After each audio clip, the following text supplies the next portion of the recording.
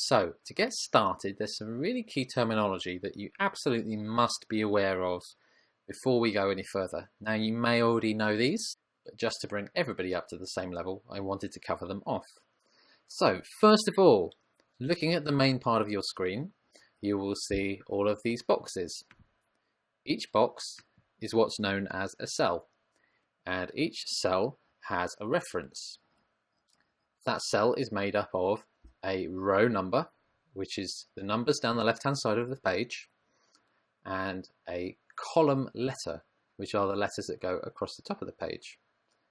So, the cell I'm clicked in right now is A2. If I move over here, the cell I'm clicked in now is K9.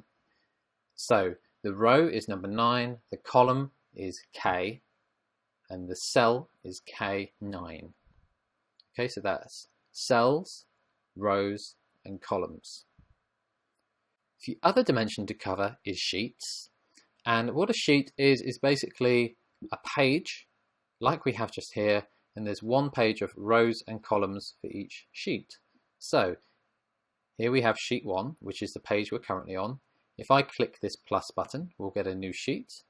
And that new sheet has its own set of rows and columns, and it sits independent to the other sheet that we were on, and you can click between the sheets at the bottom.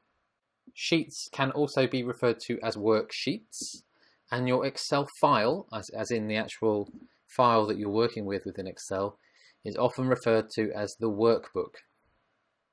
Finally, we are going to cover later in this course an introduction to formulas, but just to give you a brief taster of what a formula is, if I was to click back into cell A1, if I was to write equals 10 plus 10 and hit enter, that comes out as 20.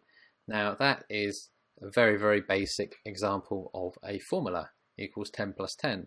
And there's lots of different ways in Excel that you can tell Excel to perform different types of calculations or different types of actions based upon what you put after the equal sign. And we're going to come on to that later in the course. Okay, so that's a basic introduction to terminology. Now let's move on to working with cells.